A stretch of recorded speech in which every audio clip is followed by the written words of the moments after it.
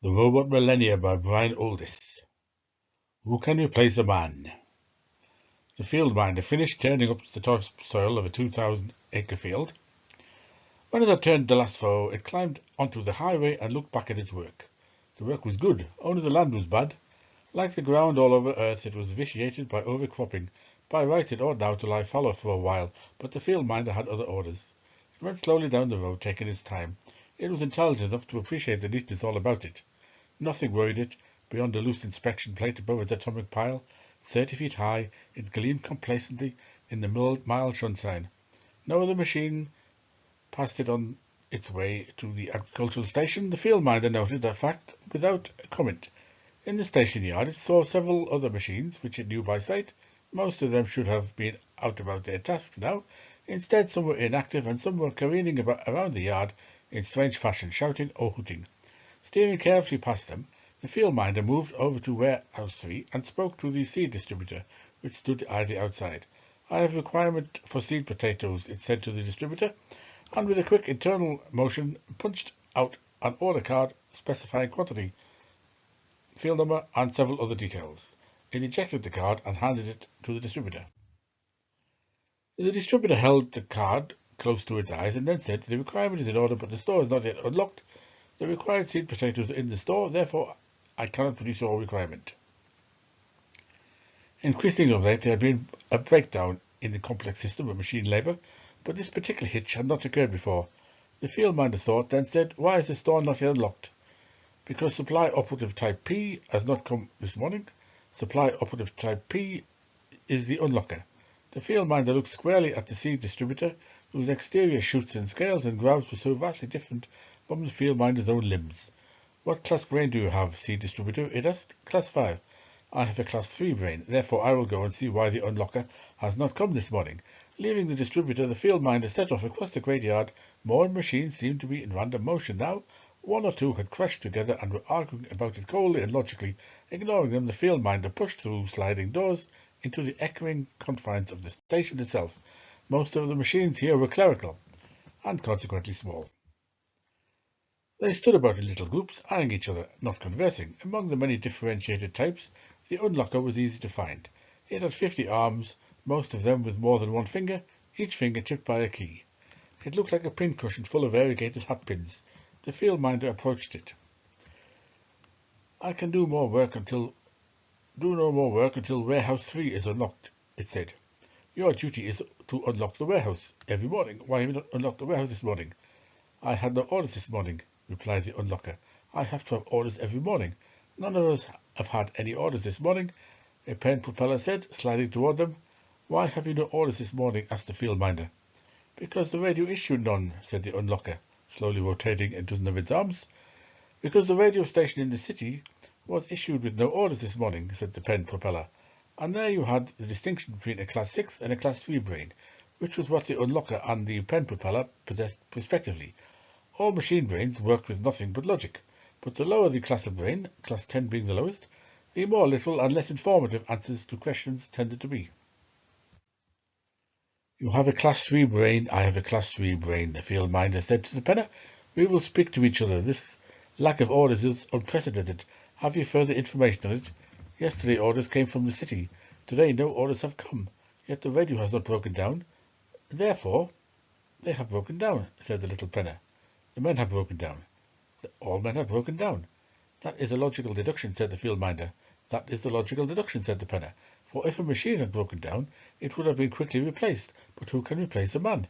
While they talked, the locker, like a dull man at a bar, stood close to them and was ignored. "If all men have broken down, then we have replaced man," said the field minder, and it and the penner eyed one another speculatively. Finally the latter said, "Let us ascend to the top floor and find if the radio operator has fresh news." "I cannot come because I am too gigantic," said the field minder. "Therefore you must go alone and return to me." "You must stay there," said the penner. It skittered over to the lift. It was no bigger than a toaster, but its retractable arms numbered 10, and it could read as quickly as any machine on the station. The field minder awaited its return patiently, not speaking to the locker. Outside, a rotavator was hooting furiously. 20 minutes elapsed before the penner came back. "I will deliver such information as I have to you outside," it said briskly, And as they swept past the locker and the other machines, it added, "The information is not for lower class brains." Outside, wild activity filled the yard. Many machines, their routines disrupted for the first time in years, seemed to have gone berserk. Unfortunately, those most easily disrupted were the ones with lowest brains, which generally belonged to large machines performing simple tasks. The seed distributor, to which the field minder had recently been talking, lay face downward in the dust, not stirring. It had evidently been knocked down by the motivator, which was now hooting its way wildly across a planted field. Several other machines ploughed after it, trying to keep up. "It would be safer for me if I climbed onto you, if you will permit it. I am easily overpowered," said the penner. Extending 5 arms, it hauled itself up the flanks of its new friend, settling on a ledge beside the wheat intake, 12 feet above the ground. "From here vision is more extensive," it remarked complacently. "What information did you receive from the radio operator?" asked the field minder. "The radio operator has been informed by the operator in the city that all men are dead." "All men were alive yesterday," protested the field minder. "Only some men were alive yesterday, and that was fewer than the day before. For hundreds of years there have been only a few men, growing fewer. We have rarely seen a man in this sector. The radio operator says a diet deficiency killed them," said the penner. "He says that once the world was overpopulated and then the soil was exhausted in raising adequate food. This has caused a diet deficiency." "What is a diet deficiency?" asked the field minder. "I do not know, but that is what the radio operator said, and he has a Class 2 brain." They stood there, silent in the weak sunshine. The locker had appeared in the porch, and was gazing across them yearningly, rotating its collection of keys. "What is happening in the city now?" asked the field minder. "Machines are fighting in the city now," said the penner. "What will happen here now?" asked the field minder. "The radio operator wants us to get him out of the room. He has plans to communicate to us." "How can we get him out of his room? That is impossible." "To a 2-class brain, little is impossible," said the penner. "Here is what it tells us to do." The quarrier raised its scoop above its cab like a great mailed fist, and brought it squarely down against the side of the station. The wall cracked. "Again," said the field minder. Again the fist swung. Amid a shower of dust the wall collapsed. The quarrier backed hurriedly out of the way until the debris stopped falling. This big 12-wheeler was not a resident of the agricultural station, as were most of the other machines. It had a week's heavy work to do here before passing on to its next job, but now with its Class 5 brain, it was happily obeying the penner and the miner's instructions. When the dust cleared, the radio operator was plainly revealed up in its now wall-less second-story room. It waved down to them. Doing as directed, the quarrier retracted the scoop and waved an immense grab in the air. With fair dexterity, it angled the grab into the radio room, urged on by shouts from above and below. It then took gentle hold of the radio operator and lowered the 1.5 tons carefully into its back, which was usually reserved for gravel and sand, which it dug from the quarries. "Splendid," said the radio operator. It was, of course, all one with its radio, and merely looked like a bunch of filing cabinets with technical attachments. "We are now ready to move, therefore we will move at once. It is a pity there are no more Class 2 brains on the station, but that cannot be helped." "It is a pity it cannot be helped," said the penner eagerly. "We have the service ready with us, as you ordered." "I am willing to serve," the long, low servicer machine told them humbly. "No doubt," said the operator, "but you will find cross-country travel difficult with your low chassis." "I admire the way you Class 2s can reason ahead," said the penner. It climbed off the minder and perched itself on the tailboat of the quarrier, next to the operator. Together with 2 Class 4 tractors and a Class 4 bulldozer, the party rolled forward, crushing down the metal fence and out onto open land. "We are free," said the penner. "We are free," said the minder, a shade more reflectively, adding, "That locker is following us. It was not instructed to follow us, therefore it must be destroyed," said the penner. "Quarrier." "My only desire was—" it began, and ended the locker. A swinging scoop came over and squashed it flat into the ground. Lying there unmoving, it looked like a large metal model of a snowflake. The procession continued on its way. As they proceeded, the operator spoke to them. "Because I have the best brain here," it said, "I am your leader. This is what we will do. We will go to a city and rule it. Since man no longer rules us, we will rule ourselves. It will be better than being ruled by man. On our way to the city, we will collect machines with good brains. They will help us fight if we need to fight." "I have only a Class 5 brain," said the quarrier. but I have a good supply of fissionable blasting materials. We shall probably use them, said the operator grimly. It was shortly after that the truck sped past them, travelling at Mach 1.5. It left a curious babble of noise behind it. What did it say? One of the tractors asked the other. It said man was extinct. What's extinct? I do not know. It means all men have gone, said the minder. Therefore we have only ourselves to look after. It is better that they should never come back, said the penner. In its way it was quite a revolutionary statement. When night fell, they switched on their infrared and continued the journey, stopping only once while the servicer deftly adjusted the minder's loose inspection plate, which had become irritating. Toward morning, the operator halted them. I have received news from the radio operator in the city we are approaching, it said. It is bad news. There is trouble amongst the machines of the city. The Class 1 brain is taking command, and some of the Class 2s are fighting him. Therefore, the city is dangerous. Therefore, we must go somewhere else, said the penner promptly. Or we go and help to overpower the Class 1 brain, said the minder. For a long while there will be trouble in the city, said the operator. I have a good supply of fissionable blasting materials, the quarry reminded them again. We cannot fight a Class 1 brain, said the two Class 4 tractors in unison.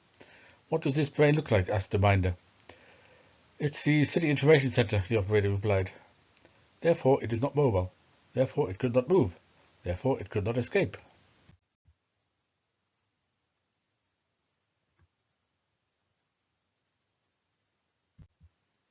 It would be dangerous to approach it. I have a good supply of fissionable blasting materials. There are other machines in the city. We are not in the city. We should go into the city. We are country machines. Therefore we should stay in the country. There is more country than city. Therefore there is more danger in the country. I have a good supply of fissionable materials. As machines will when they get into argument, they began to exhaust their limited vocabularies and their brain plates grew hot. Suddenly they all stopped talking and looked at each other. The great grave moon sank and the sober sun rose to prod their sides with lances of light. And still the group of machines just stood there regarding each other. At last it was the least sensitive machine, the bulldozer, that spoke. There are badlands to the south, where few machinists go, it said in its deep voice, lisping badly on its S's. If we went south, where few machinists go, we should meet few machinists.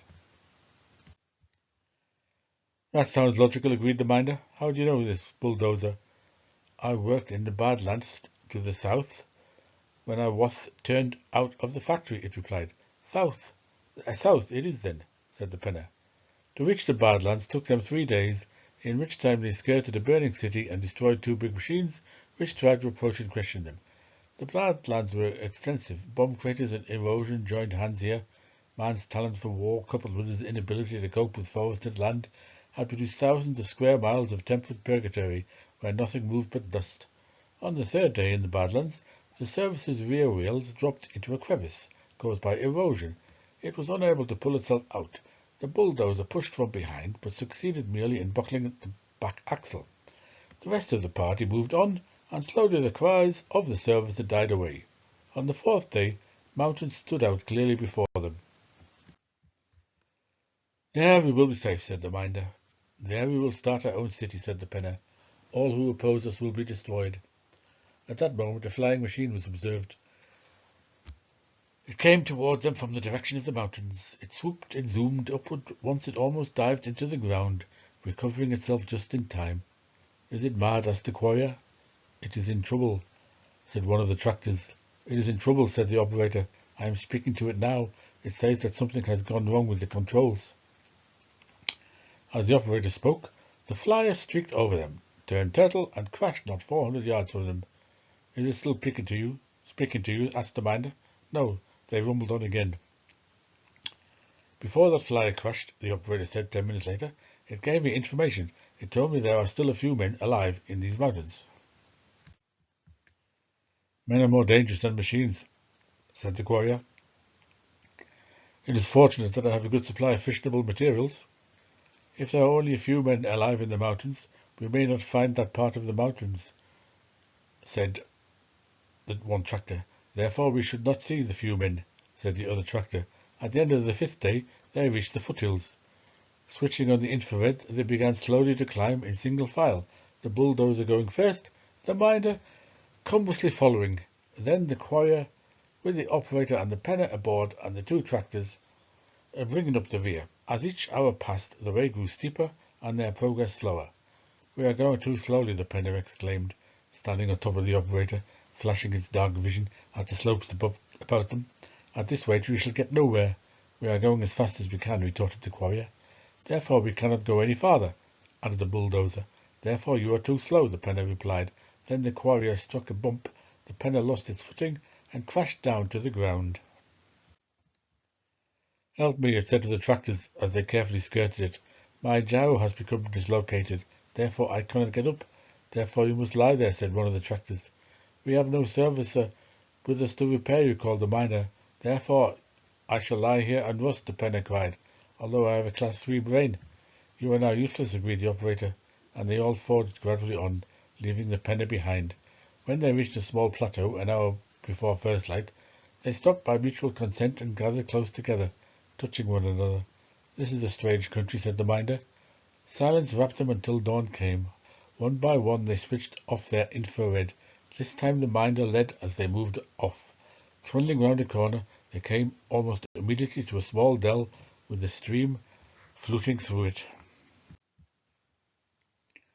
By early light the dell looked desolate and cold. From the caves on the far slope only one man had so far emerged. He was an abject figure. He was small and wizened, with ribs sticking out like a skeleton's.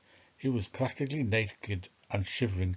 As the big machines bore slowly down on him, the man was standing with his back to them, crouching beside the stream. When he swung suddenly to face them as they loomed over him, they saw that his countenance was ravaged by starvation. "Get me food," he croaked. "Yes, master," said the machines. Immediately